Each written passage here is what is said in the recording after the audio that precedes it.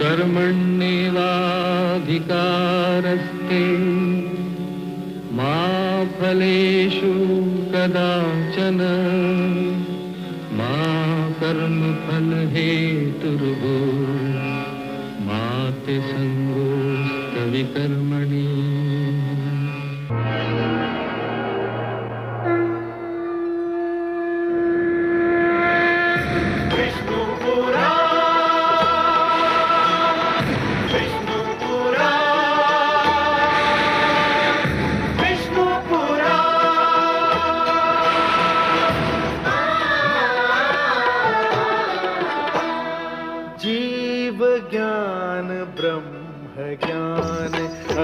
श्री विष्णु पुराण ओम की कथा महान। जय श्री विष्णु पुराण विष्णु पुराण विष्णु पुराण विष्णु पुराण। प्रगटे कब तीन लोक पृथ्वी जल वायु गगन प्रकृति कब ज्योत अगन। इस पुराण में है निहित जप तप और योग ध्यान। विष्णु पुराण विष्णु पुराण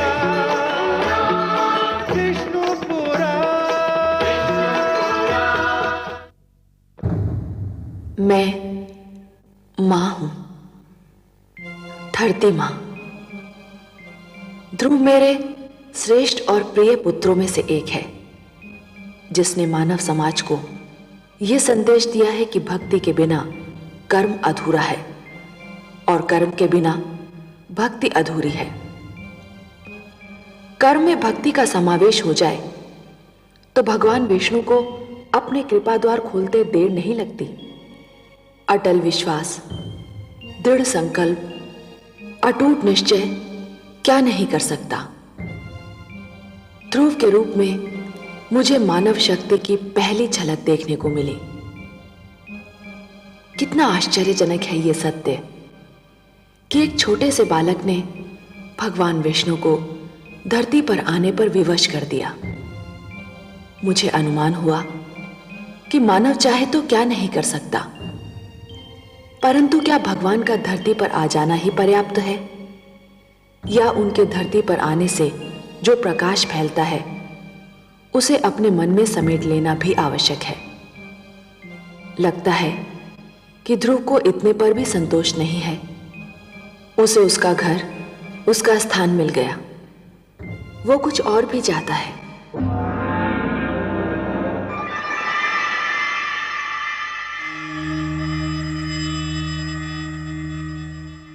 वासुदेव, वासुदेव, आप कहाँ चले गए वासुदेव?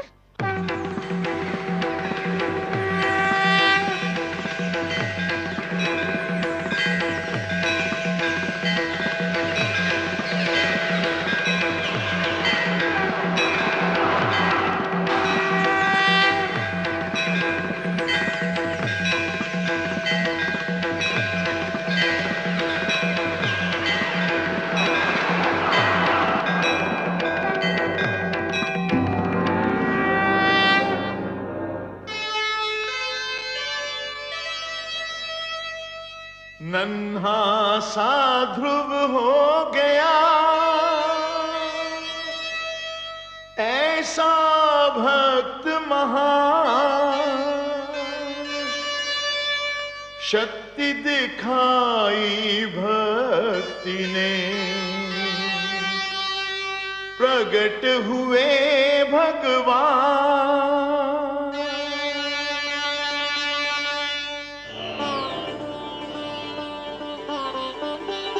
वासुदेव, मैं कहीं नहीं गया वत्स ध्रुव। तुम मुझे अपने सम्मुख देखना चाहते थे ना? तो लो, देखो, मैं तुम्हारे नेत्रों के सामने उपस्थित हूं। तुम विजयी हुए पुत्र। तुमने मुझे जीत लिया। तुम्हारे जैसा तपस्वी न कभी हुआ है और न कभी होगा। तुमने सिद्ध कर दिया कि जीव ब्रह्म का ही एक अंश है और अपनी साधना से ब्रह्म को भी धरती पर ला सकता है। तुमने यह सिद्ध कर दिया वत्स कि सृष्टि की सबसे बड़ी शक्ति है भक्ति। वत्स ध्रुव, अब श्वास लेना आरंभ कर दो पुत्र। अब मैं कहीं नहीं जाऊंगा।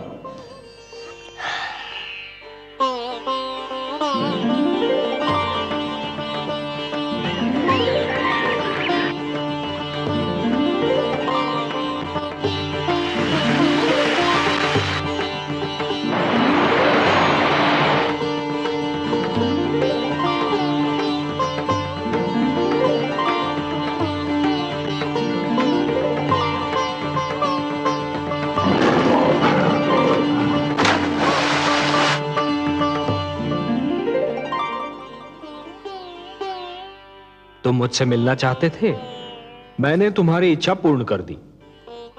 अब अपने माता पिता के पास लौट जाओ।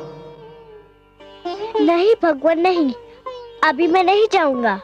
क्यों वत्स? भी तो मुझे आपसे बहुत सी बातें करनी है, बहुत से प्रश्न पूछने हैं। प्रश्न?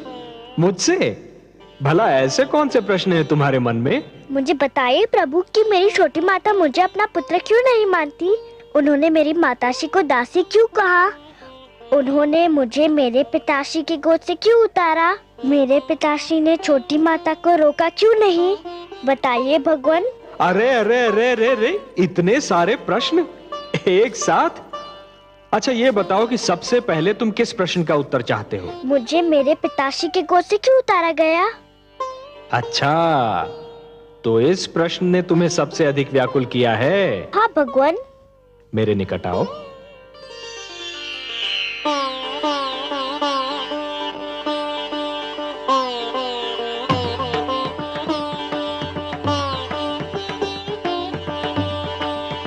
और निकट आओ वत्स।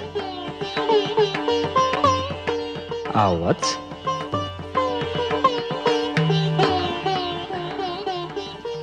मेरी गोद में बैठ जाओ।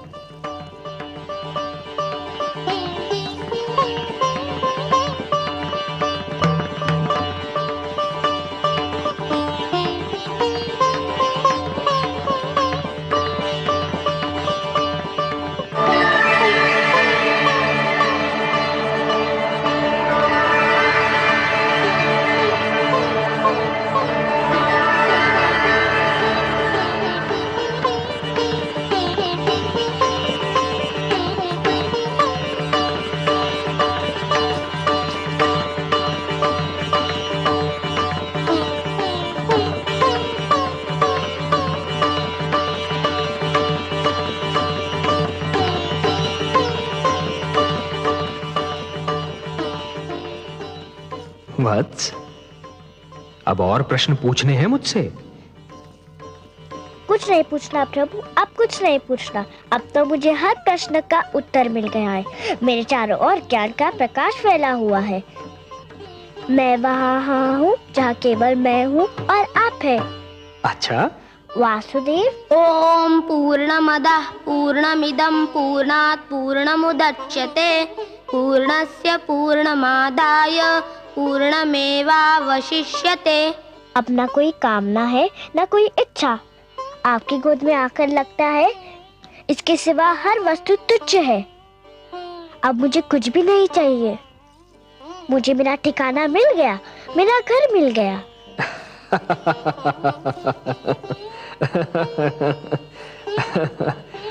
नहीं वत्स, मेरी गोद तुम्हारा ठिकाना नहीं, तुम्हारा घर नहीं। तुम्हारा घर तो वो कर्म भूमि है जिसका नाम है जीवन, संसार। भक्ति से तुमने मेरा मन जीत लिया, अब कर्म के माध्यम से तुम्हें परिवार का मन जीतना है। अपने परिवार की सेवा करके एक पुत्र धर्म को निभाना है। अपनी प्रजा को न्याय पर आधारित शासन देना है तुम्हें, कि फिर किसी बालक को अपने पिता की गोद से उतारा न जाए, मेरी खोज में यूं भटकना न पड़े।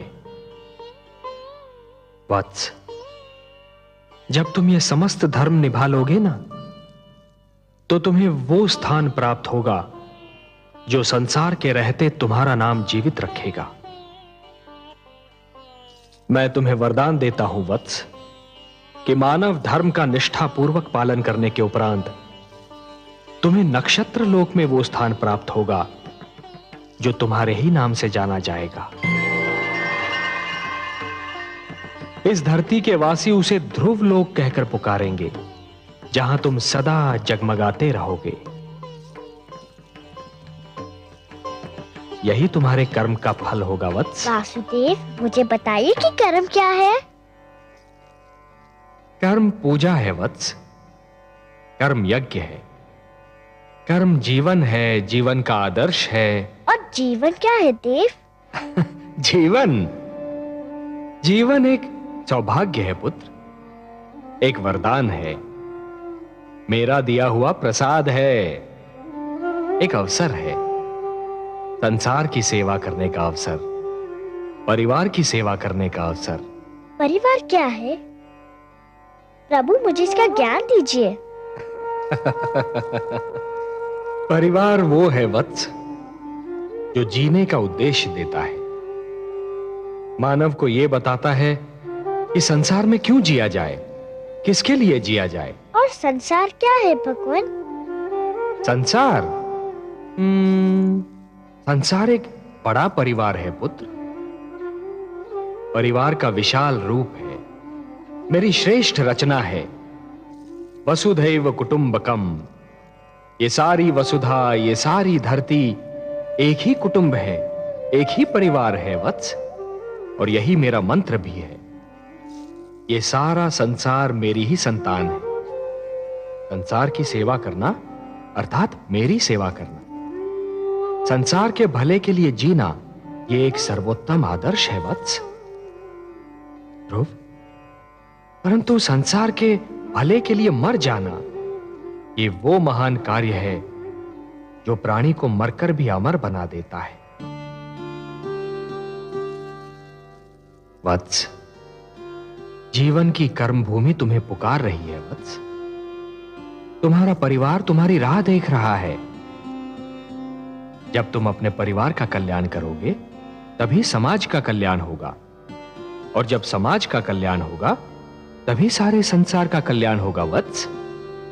यही विधि का विधान है। जाओ वत्स, अपने कर्म की ओर बढ़ो, जीवन में उतरो, संसार में प्रवेश करो। यशस्वी भव,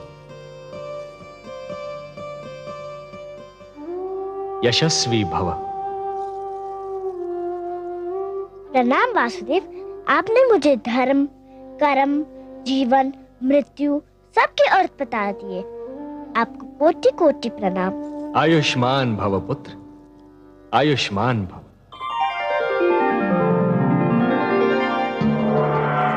इन्हें तो तुम पहचानते ही हो पुत्र, इनसे तुम कई बार मिल चुके हो। ये विष्णु प्रिया हैं, तुम्हारी माता लक्ष्मी। चाहिए माता, हम आपसे नहीं बोलते। क्यों पुत्र? आप चाहती तो मुझे बहुत पहले भगवान विष्णु की गोद में बिठा देती तो आपका क्या बिगड़ जाता? मेरा कुछ नहीं बिगड़ता पुत्र, पर मैं माता हूं और तुम मेरे पुत्र। हर माता यही चाहती है कि उसका पुत्र महान बने। यदि मैं तुम्हें भगवान विष्णु की गोद में बिठा देती तो तुम वो ना बन पाते जो आज हो। अब तुम एक महान भक्त बन चुके हो। मैं तुम्हारी सहायता करती तो मैं महान कहलाती, तुम्हारी महानता छिपकर रह जाती। मेरे स्वामी का तो यही संकल्प है कि हर मानव का कल्याण हो। मैं भी उन्हीं का संकल्प पूरा कर रही थी। आप महान है माता, मैं समझ गया कि आपने क्या किया और क्यों किया। मैं आपके चरणों में शीश नवाता हूँ। मैं आपका उपकार कभी नहीं भूलूंगा। प्रणाम। नारायण नारायण।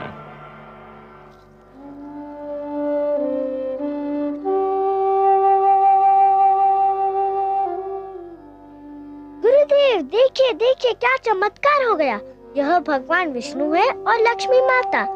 ये सब मुझसे मिलने आए हैं। ये सब आप ही के कारण हुआ, आप ही की कृपा से हुआ। आप महान है गुरुदेव। नहीं पुत्र, तुम महान हो। तुमने अपनी भक्ति से ब्रह्मा का लेख बदल दिया। नहीं गुरुदेव, आपसा मार्गदर्शक मुझे न मिलता तो ये सब कैसे होता? ध्रुव ठीक कह रहा है देवर्षि। गुरु तो भगवान से भी बड़ा होता है। गुरुर ब्रह्मा गुरुर विष्णु गुरुर्देवो महेश्वरः गुरु साक्षात परब्रह्म तस्मै श्री गुरवे नमः। यशस्वी भव पुत्र। प्रभु, यदि आपकी और माता की अनुमति हो तो मैं वत्स ध्रुव को महाराज उत्तानपाद की राजधानी पहुंचा दूं। नहीं देवर्षि, आप अकेले नहीं जाएंगे। ध्रुव को विदा करने हम सब साथ मिलकर जाएंगे।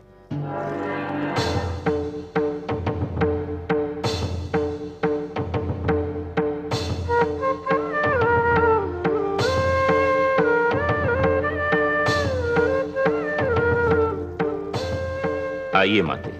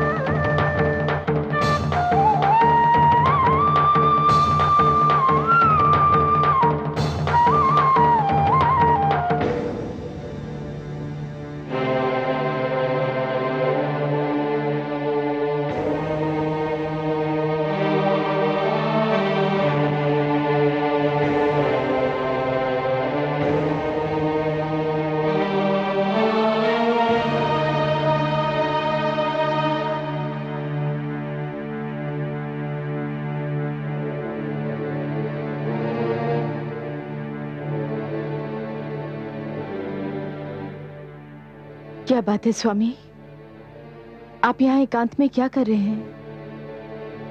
एकांत? एकांत के सिवा मेरे जीवन में राह क्या है? महारानी सुनीति, लोग तो कहते हैं कि एकांत में मन को शांति मिलती है, पर यह एकांत बड़ा निष्ठुर है। मेरा एकांत अपने साथ पुत्र ध्रुव की मधुर स्मृतियों की भीड़ लाता है। इस एकांत का मौन बड़ा ही निर्दयी है। ये चिल्ला चिल्ला कर मुझसे प्रश्न पूछता है जिनके उत्तर मेरे पास नहीं। ये पूछता है कि पुत्र ध्रुव क्यों चला गया, कहां चला गया।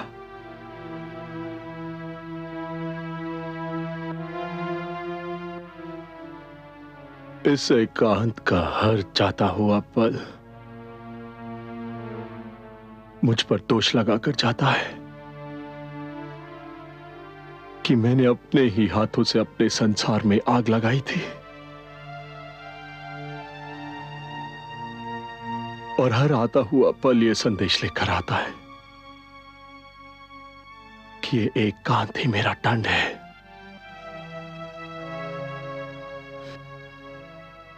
पुत्र ध्रुव के बिना मेरा जीवन अभिशाप बन गया है, और यह अभिशाप मुझे जीवन भर भोगना है, जीवन भर भोगना है।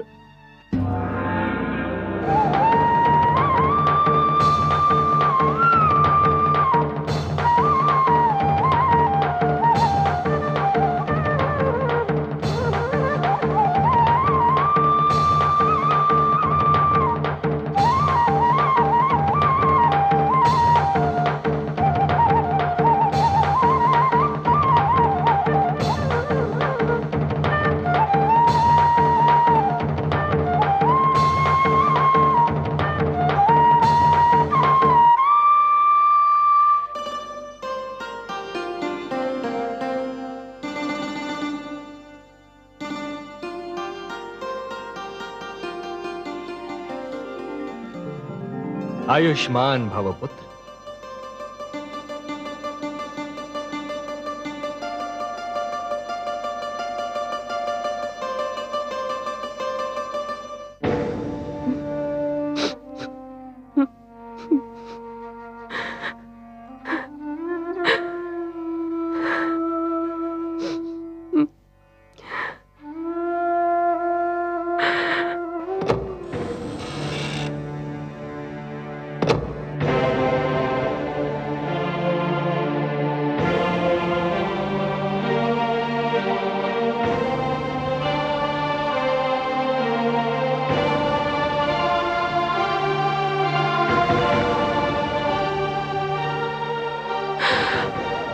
प्रणाम माते। ध्रुव, तुम? हाँ, मैं आपको धन्यवाद देने आया हूँ। धन्यवाद? मुझे? मैंने ऐसा कौन सा शुभ कार्य किया है कि तुम मुझे धन्यवाद देने आए हो? आपने जो मुझ पर उपकार किया। उपकार नहीं किया पुत्र, मैंने तुम पर अत्याचार किया है। अत्याचार किया है मैंने तुम पर। नहीं माते, आपने तो मुझ पर इतना बड़ा उपकार किया है कि मैं 100 जन्म आपकी सेवा करूं तब भी उसे चुका ना पाऊंगा। मत कहो मुझे माते, मत कहो। मैं इस पवित्र शब्द के योग्य नहीं हूँ। माता वो होती है जो अपने आंचल से संतान को सुख की छांव देती है, जिसका मन प्यार का भंडार होता है। मैंने तो तुमसे केवल घृणा की है, तुम्हें केवल दुख दिया है। मैं घृणा की पात्र हूँ, घृणा की पात्र हूँ। महारानी सुनीति से मुझे ईर्ष्या थी, उसका बदला मैंने तुमसे लिया पुत्र।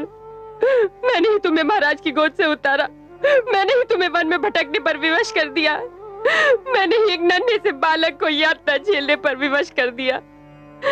मैं माता नहीं, कुमाता हूँ, कुमाता हूँ। पुत्र कुपुत्र हो सकता है, पर माता कुमाता हो ही नहीं सकती। वो तो देवी के समान होती है, पवित्र और पूजा के योग्य। आप भी मेरे लिए पूजा के योग्य है। भूल गए आप?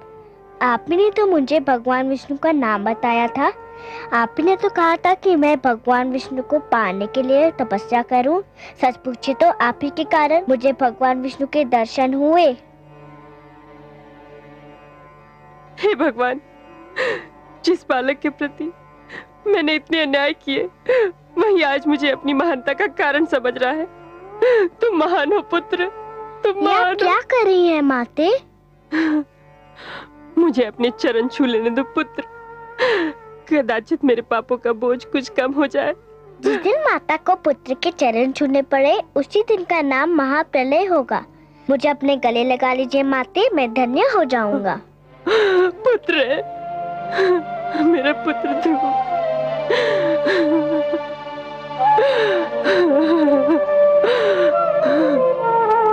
मेरा पुत्र ध्रुव।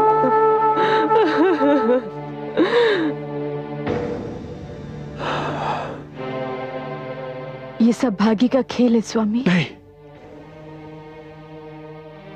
ये कहकर मैं स्वयं को धोखा नहीं दे सकता।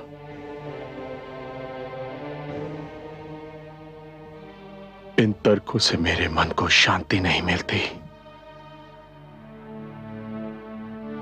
यदि आज मैं पुत्र ध्रुव का मुख देखने को तरस रहा हूं, तो ये भाग्य का खेल नहीं, मेरे कर्मों का दुष्परिणाम है। जो कुछ भी हुआ मेरे ही तो कारण हुआ। मुझे तो लज्जा आती है अपने आप से, अपने इस जीवन से। ऐसा मत कहिए स्वामी, ऐसा मत कहिए। माना आज हमारा जीवन अंधियारी रात्रि है, किंतु रात्रि कोई भी हो, किसी ना किसी ढंग से अवश्य ढल जाती है। कब ढलेगी ये रात्रि? कब होगी भोर? क्या सवेरा तब होगा जब नेत्रों की ज्योति मर चुकी होगी, जब प्राणों के दीपक बुझ चुके होंगे। ऐसा नहीं होगा महाराज, दुख के दिन बीत चुके हैं। तुम क्यों आई हो? तुम्हें देखते ही मुझे सब अशुभ घटनाएं याद आ जाती हैं। ये सत्य है महाराज, मैंने आज तक जो भी किया अशुभ ही किया। मैंने कभी आपको कोई शुभ समाचार नहीं दिया, किंतु आज मैं आपको शुभ समाचार सुनाने आई हूं महाराज। तुम और शुभ समाचार? बबूल के वृक्ष पर आम नहीं फलते सुरुचि। महाराज, भगवान विष्णु चाहे तो क्या नहीं हो सकता। ये देखिए। प्रणाम माते, प्रणाम पिताश्री। ध्रुव, मेरे लाल।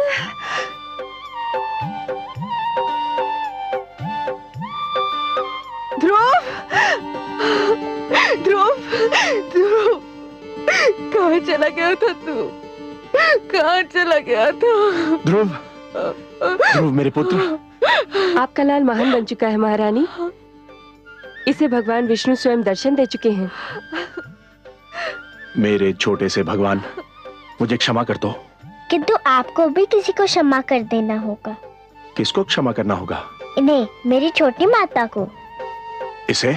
हाँ, इन्हें। ये न होती तो मुझे भगवान विष्णु के दर्शन कैसे होते? इन्हीं के कारण तो मैं भगवान विष्णु की खोज में निकला था। आओ माते।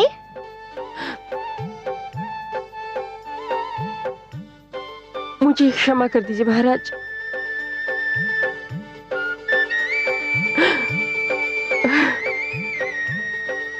क्या कर रही हो?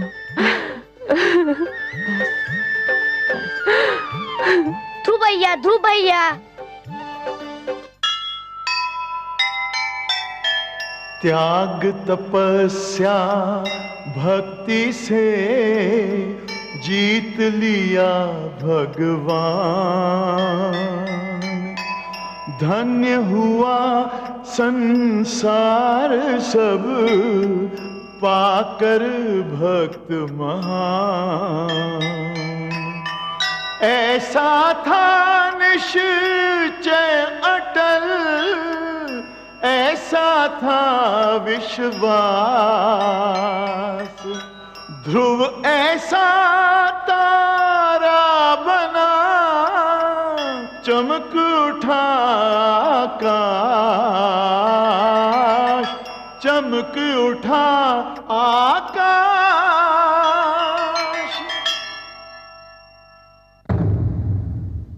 मैं मां हूं, धरती मां। तुमने देखा कि भक्ति में कितनी शक्ति है। तुमने देखा कि अपनी तपस्या और दृढ़ निश्चय के बल पर भक्त भगवान को भी जीत सकता है, भगवान को धरती पर आने को बाध्य कर सकता है। यह भक्त और भगवान के रिश्ते की कथा थी। विष्णु पुराण की कथा भगवान के अवतार की कथा है। भक्त को जैसे भगवान का ध्यान रहता है, वैसे ही भगवान को भी भक्त की चिंता रहती है। भगवान विष्णु ने माता लक्ष्मी से कहा था, परित्राणाय साधूनाम विनाशाय च दुष्कृताम धर्म संस्थापनार्थाय संभवामि युगे युगे। और अपने इस वचन को उन्होंने एक बार नहीं, बार बार निभाया। भगवान विष्णु ने आप्त वचन के रूप में मानव को जीवन के नियम प्रदान किए हैं। इन नियमों को जब भी तोड़ा गया, मानव पर, जीवन पर संकट की जब भी कोई घड़ी आई, श्री विष्णु भगवान धरती पर अवतरित हुए और पाप तथा पापी का नाश किया, क्योंकि वही तो धरती के पालनहार हैं। नियम भी तो उन्होंने ही बनाए हैं, फिर वे कैसे सहन कर सकते हैं कि उनके नियमों को तोड़ा जाए।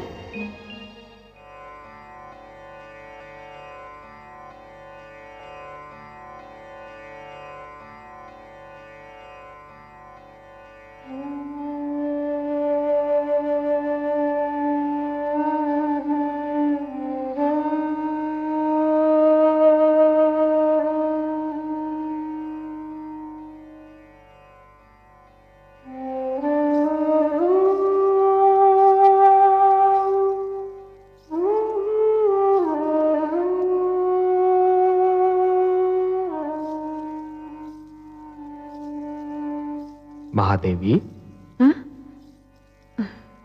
मैं तो समझ रहा था कि आपकी सारी चिंताओं का अब अंत हो चुका होगा। आपके पुत्र ध्रुव ने जो भी कामनाएं की थी वो सारी पूर्ण हो गई हैं, और जो वचन मैंने उसे दिए थे वो भी पूर्ण हो गए हैं। पर आप तो अब भी चिंता की मूर्ति बनी हुई हैं। क्या सोच रही हैं? हे कमल नयन, आपके सुंदर मुख से जो पावन बोल निकलते हैं वो तो मेरे हृदय पर अंकित हो जाते हैं। आपने एक बार कहा था कि धरती पर आपके अगणित भक्त हैं। ध्रुव का कल्याण तो हो गया, पर उससे केवल एक का कल्याण हुआ है, और भक्तों का कल्याण कैसे होगा? जो ज्ञान, जो प्रकाश ध्रुव को मिला, उस पर तो समस्त मानव जाति का अधिकार है। ये ज्ञान, ये प्रकाश उनको कैसे मिलेगा? ये जीवन के नियम उन्हें कौन बताएगा? वाह देवी वाह, आप केवल हमारी वामांगी नहीं हैं, आप तो हमारे विचारों की संगिनी भी हैं। आपने अभी जो कहा वास्तव में चिंता का विषय है, और हम आपके आभारी हैं कि आपने इस चिंता को व्यक्त कर दिया। मानव कल्याण ही तो हमारा परम उद्देश्य है। हमें ज्ञान का प्रकाश मानव तक पहुंचाने के लिए कुछ दीप प्रज्वलित करने होंगे।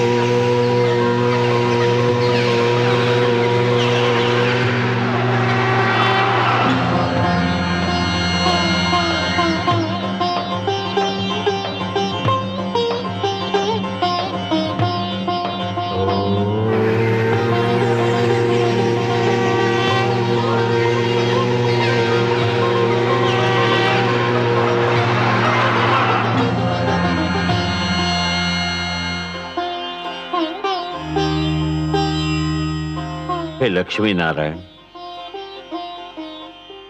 मेरे लिए क्या आदेश है?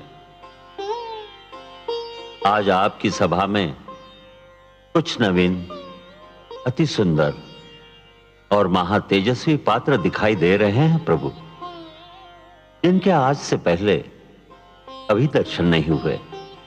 हे ब्रह्मा, ये आप्त वचन है, मेरी वाणी है।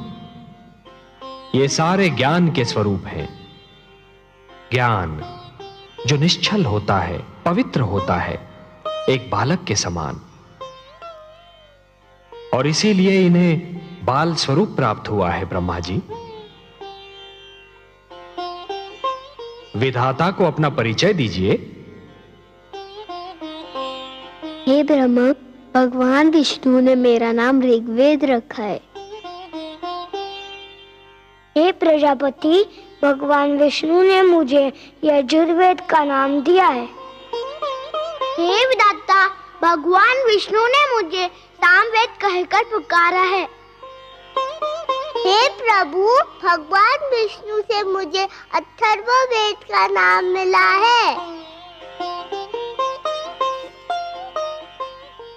हे त्रिलोकीनाथ, परिचय तो मिल गया, परंतु मेरे लिए इनकी रचना का उद्देश्य अब भी एक भेद बना हुआ है। कौन सी आवश्यकता इनकी रचना का कारण बन गई सर्वेश्वर? हे चतुरानन, जिस सृष्टि का निर्माण आपने किया है उसे चलाने का कार्यभार तो हम ही को मिला है ना? वो तो आप बहुत सुंदर ढंग से चला रहे हैं। आदि प्रजापति, हाँ, किंतु शिशु जब अपने पांव पर खड़ा होना और चलना सीख रहा होता है तो हर पग पर उसके पांव डगमगाते हैं। उसे गिरने का भय होता है, तब उसे किसी उंगली या हाथ के संबल की आवश्यकता होती है। मानव जीवन भी अभी बस अपने पांव पर खड़ा होना और चलना सीख ही रहा है ब्रह्मा जी। उसे भी किसी संबल की आवश्यकता है, ज्ञान की आवश्यकता है, प्रकाश की आवश्यकता है।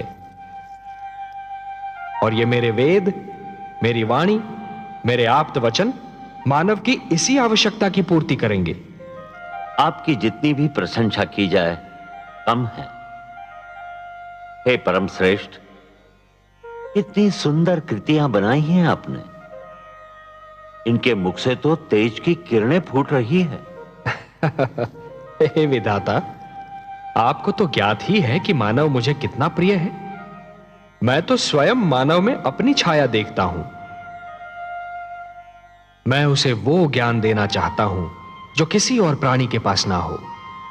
मैं उसे वो विवेक देना चाहता हूं जो उसे श्रेष्ठता दे, समृद्धि दे। ये वेद मैंने मानव कल्याण के लिए रचे हैं। इसीलिए तो जगत आपको मंगलकारक कहता है। हे विश्वेश्वर, आपको सदैव मानव कल्याण का ध्यान रहता है। हे ब्रह्मा, मेरा मानव पर और मानव का मुझ पर अधिकार है। ये ऋग्वेद है। ऋग्वेद का संदेश है मनुर्भव, मनुष्य बनो। मनुष्य इसका निर्देश है। ऋग्वेद ईश्वर और मानव के संबंध की परिभाषा है। यह मानव को प्रार्थना के मंत्र सिखाएगा ब्रह्मा जी। आप तो स्वयं दयामय हैं प्रभु, प्रार्थना और पूजा की आवश्यकताओं से परे। हे सर्वशक्तिमान, प्रार्थना का आपके लिए क्या महत्व है? हे ब्रह्मा, प्रार्थना का महत्व मेरे लिए नहीं है। प्रार्थना का महत्व तो मानव के लिए है, क्योंकि प्रार्थना झुकना सिखाती है। जिस प्रकार वृक्ष की डाली फलों से लद जाने पर झुक जाती है, उसी प्रकार जब मनुष्य को ज्ञान और समृद्धि मिले तो उसे झुक जाना चाहिए। जो सिर झुकता नहीं, उस सिर में अहंकार अपना डेरा डाल देता है। ऋग्वेद मानव को अहंकार से बचाएगा। ऋग्वेद मानव को यह सिखाएगा कि सिर किसके आगे झुकाना चाहिए और कैसे झुकाना चाहिए। आप सच्चिदानंद हैं, सत हैं, चैतन्य हैं, चित हैं और आनंद स्वरूप हैं। आपके विचार भी आप ही की भांति आनंददायक हैं नीलकांत। मुझे शेष वेदों की महानता से भी अवगत कराने की कृपा करे प्रभु। ये यजुर्वेद, ये मानव को यह बताएगा कि मैं यज्ञ में निवास करता हूं। हे सृष्टि रचयिता, जीवन का दूसरा नाम है कर्म। जब कोई कर्म दूसरों की भलाई के लिए किया जाता है तो उसे यज्ञ कहते हैं। यज्ञ परोपकार का दूसरा नाम है, और परोपकार दूसरों की भलाई करने का सर्वोत्तम गुण है। हे ब्रह्मा, जैसे एक रस्सी के बिना जल से भरा हुआ डोल कुएं से बाहर नहीं आ सकता, वैसे ही यज्ञ के बिना मानव जीवन भी अज्ञान के अंधकार से ज्ञान के उजाले में नहीं आ सकता। और यही संदेश देगा मानव को ये यजुर्वेद। मुझे सामवेद का ज्ञान भी दीजिए प्रभु। सामवेद? हे ब्रह्मा, आपकी सृष्टि के कण कण में संगीत बसा है। संगीत जो मन को मुग्ध कर देता है। संगीत कोयल की कूक में भी है और पपीहे की पुकार में भी, नदी की लहरों में भी है और झरने के बहाव में भी। आत्मा को परमात्मा की झलक मिलते ही मन में राग अनुराग का जो सोता फूट पड़ता है, उसी का मधुर संगीत है ये सामवेद। संगीत ज्ञान का भंडार है ये सामवेद। और यह अथर्ववेद। हे आदि प्रजापति, आप तो जानते हैं कि धरती पर सूर्य अपने संग एक नवीन दिन के साथ साथ एक नवीन समस्या, एक नवीन कठिनाई भी लाता है। और मानव जीवन की प्रगति के लिए यह आवश्यक भी है कि वह समस्याओं को सुलझाता रहे, कठिनाइयों से लड़ता रहे। यह अथर्ववेद मानव को धरती पर पैर जमाने का पाठ पढ़ाएगा, उसके मन और शरीर को आपत्तियों विपदाओं से बचना सिखाएगा और समस्याओं को सुलझाने का मार्ग दिखाएगा। हे सर्वेश्वर, ये वेद पाकर तो मानव धन्य हो जाएगा, वो श्रेष्ठ हो जाएगा। आप धन्य हैं प्रभु, धन्य हैं। अपने आप्त वचन के रूप में संसार को यह अनुपम भेंट दे रहे हैं। हे ब्रह्मा, यदि मानव ने इन वेदों की रक्षा की तो ये वेद भी मानव की रक्षा करेंगे। धर्मो रक्षति रक्षिता। मैं चाहता हूं कि मेरी वाणी को सुरक्षित रूप से आप मानव जाति तक पहुंचा दें। यह कार्य तो आप ही कर सकते हैं ब्रह्मा जी। मैं आपके आदेश का सहर्ष पालन करूंगा सर्वेश्वर। हे ज्ञानकोश, आओ मेरे साथ।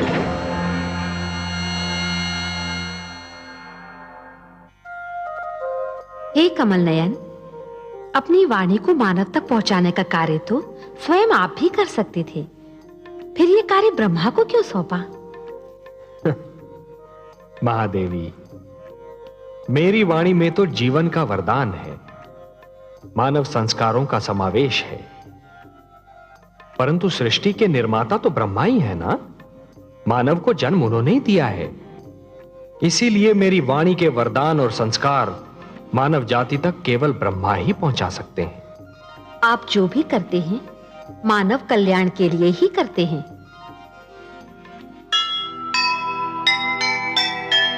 जग है रचना विष्णु की, वे ही हैं करता,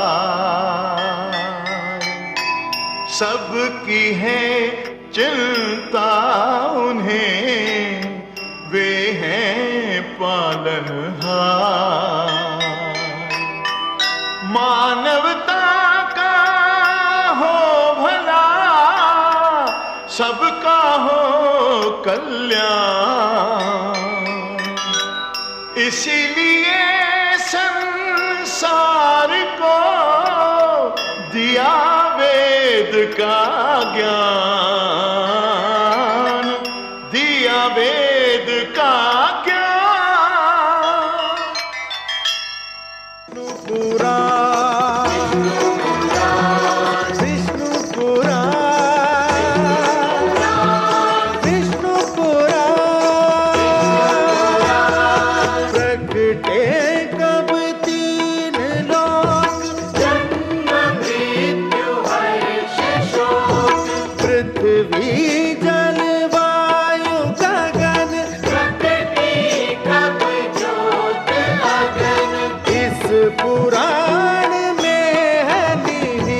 जप तप और योग ध्यान, विष्णु पुराण